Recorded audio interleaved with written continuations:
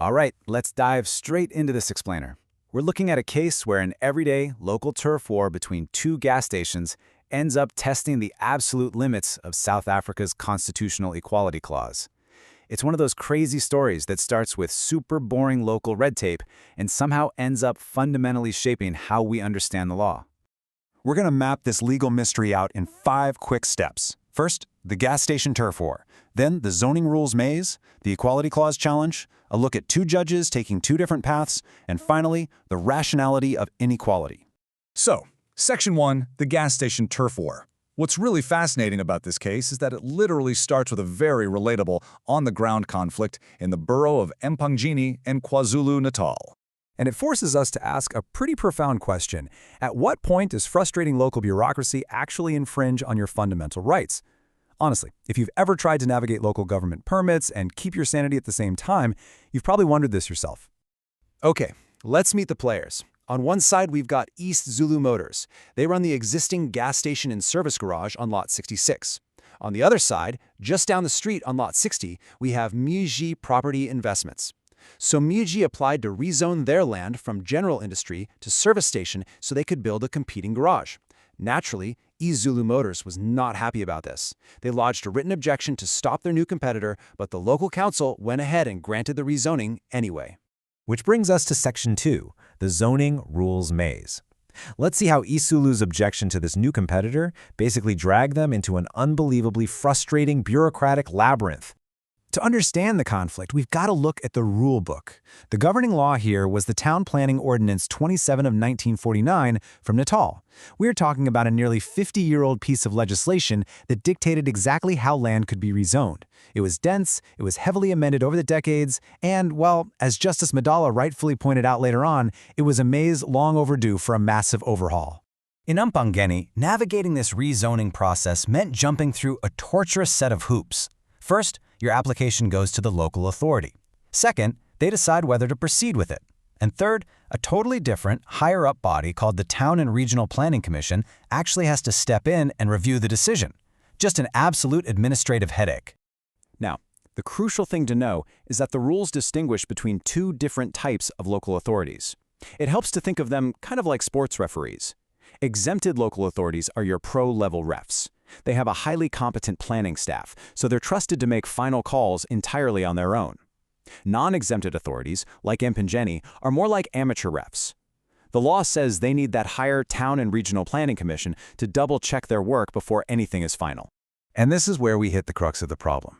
In an exempted town, the pro-level 1, if a zoning decision is made, both the applicant and the objector get the right to appeal. The playing field is totally even. But in a non-exempted town like Empangeni, if the local authority rejects an application, the applicant gets to appeal. But if they approve it, dismissing an objector like East Zulu Motors, the objector gets absolutely nothing. 0 right of appeal is written into the law for them. You can imagine how well that went over. Which leads to Section 3, the Equality Clause Challenge. Feeling completely cheated by this uneven playing field, East Zulu Motors took the fight all the way to the courts. They claimed this was a massive constitutional violation. Specifically, they argued that denying objectors an appeal in these non-exempted towns, while giving one to applicants, directly violated Section 8 of the interim constitution, the right to equality. The law, as they saw it, was treating 2 groups of citizens facing the exact same local council completely differently. So, to solve this, the Constitutional Court applies this very specific 3-stage test. First, they ask, does the law differentiate between people? Second, is there a rational connection between that differentiation and a legitimate government purpose? And third, does it actually amount to unfair discrimination? This framework is absolutely crucial because it figures out if the state is just creating a practical administrative difference or if it's actually just illegally discriminating. That brings us to Section 4. 2 judges, 2 paths.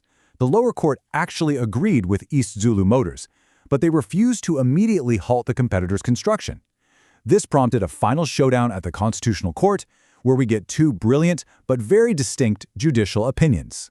Now, both judges ultimately agreed that East Zulu's appeal should be dismissed, meaning East Zulu wouldn't get their way.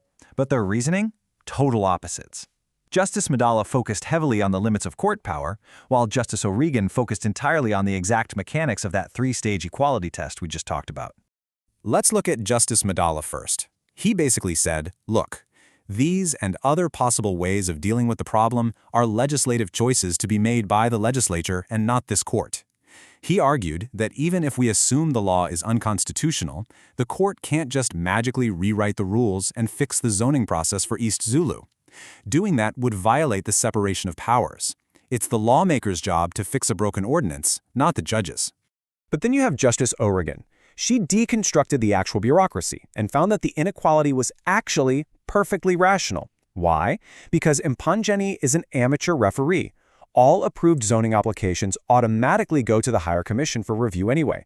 And guess what? The objectors' files get sent right along with them, automatically. Since the commission has to approve the local authority's decision anyway, creating a separate formal appeal right for an objector is just totally redundant. The procedure isn't identical, sure, but it perfectly matches how the commission functions in that specific town. And that leads us to our final section, Section 5, the rationality of inequality. What does this legal technicality actually mean for us?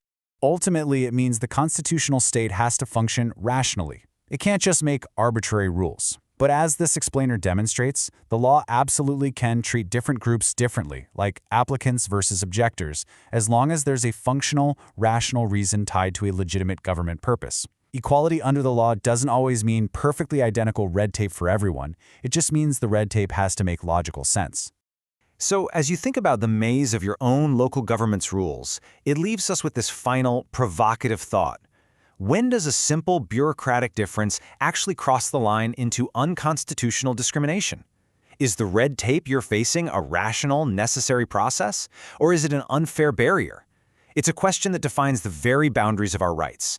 Thank you so much for joining me for this explainer, and definitely keep asking those tough questions.